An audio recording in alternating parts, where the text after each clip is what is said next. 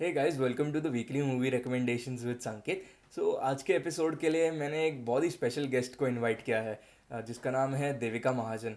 सो देविका एक aspiring film maker है और एक सिंगर भी है और एक बहुत अच्छी सिनेफाइल भी है। सो उसने ऐसे फिल्म्स देखे हैं जो मैंने भी नहीं देखे हैं। So over to you Devika.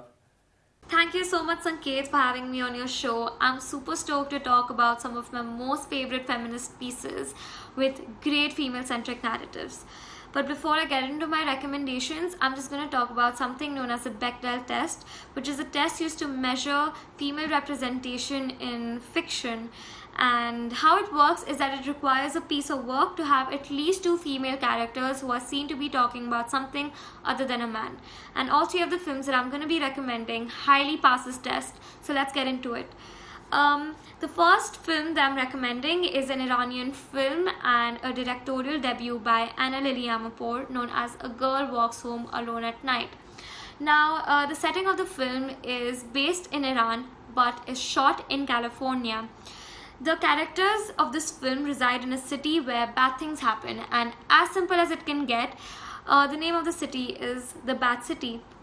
The setting and the color tone of the film is black and white and very dark and dingy but dreamy at the same time. And why I really dig this film is because it manages to create a universe of its own so smoothly but is yet so realistic. The genre that this film follows is neo-noir, kind of a style of filmmaking that follows the primitive genre of film noir, but only more complex and nuanced. So while I talk about film noir, I'm just going to read a little explainer about what the genre is all about. Film noir is a stylized genre of film marked by pessimism, fatalism, and cynicism. The term was originally used in France after World War II to describe the American thriller or detective films in the 1940s and 50s.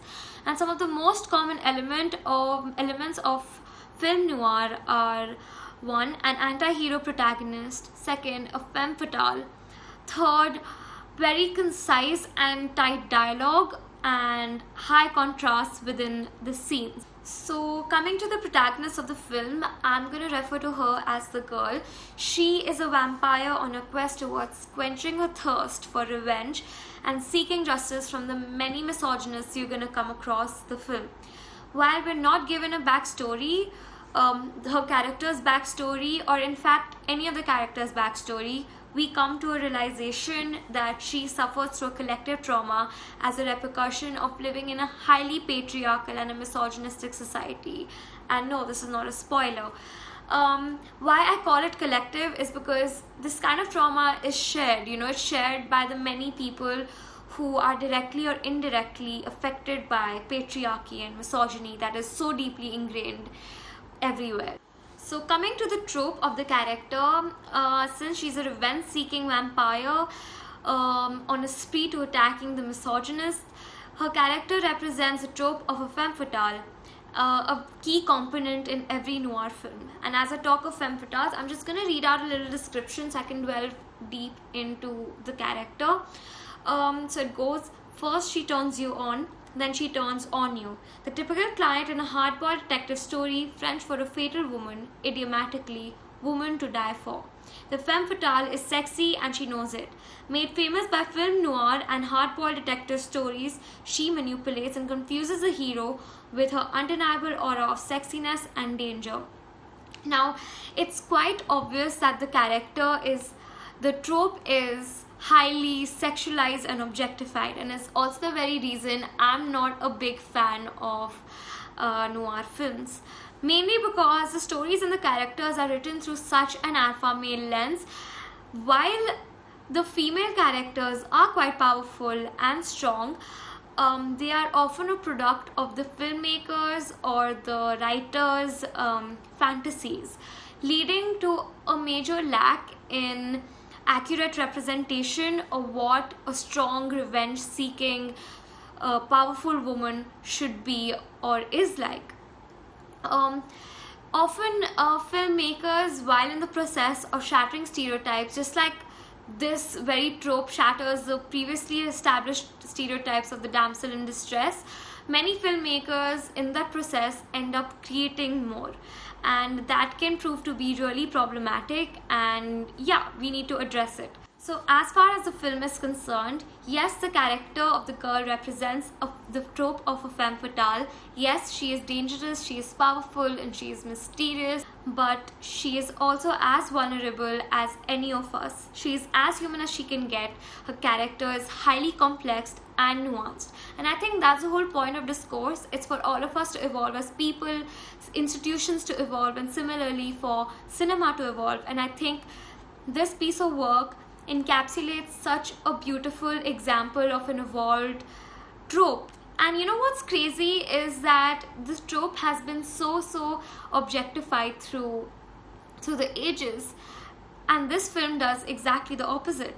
Since she is an Iranian woman, she wears a burqa most of the time, and yet uses her sexuality to her advantage.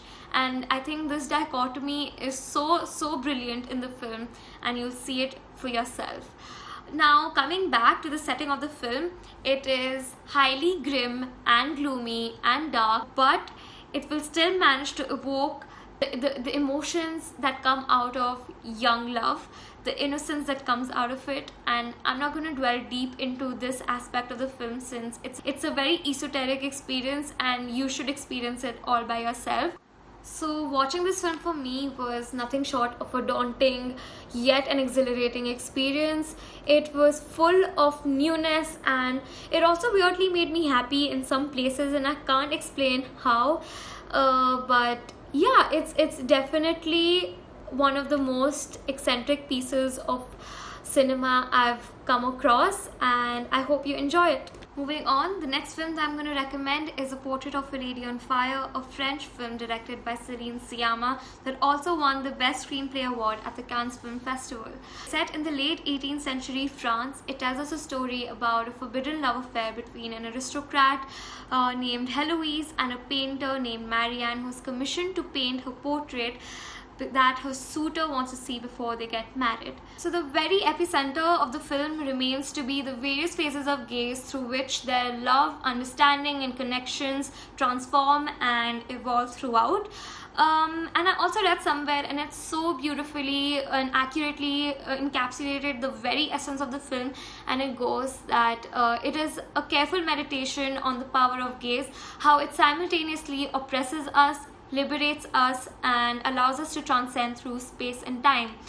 The director of the film, Céline Sciamma, calls the film a manifesto on female gaze, and rightly so. The film sees gaze in its various stages, and that also runs parallel to the various stages of love. So yeah, and various forms of academia have also studied gaze, the whole concept of gaze, in great detail and so widely, so like be it psychology, gender studies, or art history. And if you have been interested in art history or have studied it, you would understand this film on a different level altogether.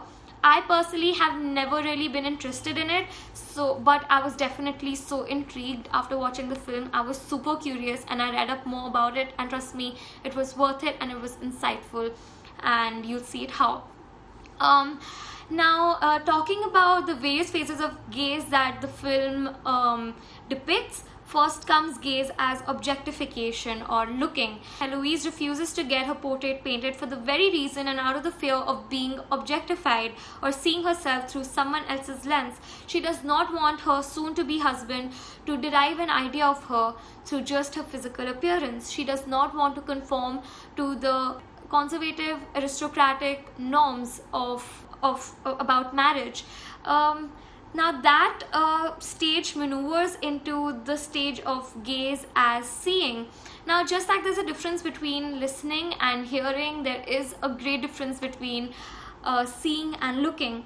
That then moves on to gaze as memory. And what's so beautiful about this film is that it's a love story set at a time where there were no mobile phones, there were no cameras, which could help people then to immortalize certain moments and experiences. And the only way one could do that was through their memory. Or if you were a painter, you could use that skill and immortalize certain experiences. And you'll see how that happens throughout the film, and it's super spellbinding. Yeah, now also talking about why this film works as such a great feminist piece is also because the power dynamic throughout the film between the characters is equal. It's the same, and unlike any other love story that we see so often that involves cisgendered couples, where the power dynamic is not so balanced or unleveled, this film is a great product of love between two equals.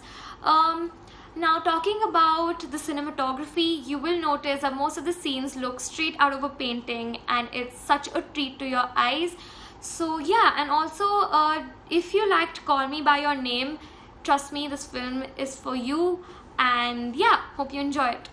The film I'm now about to recommend to you guys is also a film recommended to me by Sanket himself, and trust me, I was so bummed that I hadn't come across this film any sooner, and I realized what I had been missing out on, but better late than never.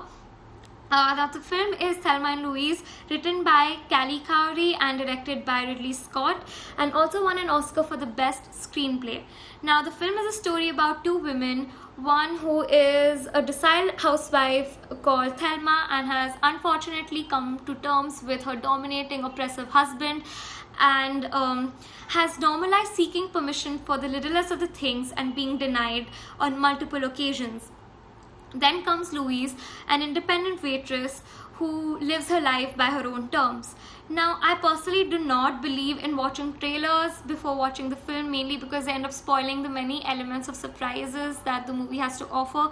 But I ended up seeing this film's trailer and I was so completely misled by it, because it portrayed this film to be this happy-go-lucky film about two women going on a road trip on a path to discovery, but trust me, it is so much more than that. Now, the film tests how far two women with suppressed anger and deeply rooted miseries and trauma of living within such patriarchal structures can go just to attain liberation, even if it means turning into outlaws over an act of defense. Coming to its social, cultural, and political connotations, the film is full of it. And yeah, and it is also a commentary on how our law and justice systems have continued to fail women since ages till now. Also, this film was made about 30 years ago and it continues to resonate with us just the same. It is relevant now more than ever, and that's what's so brilliant about this film.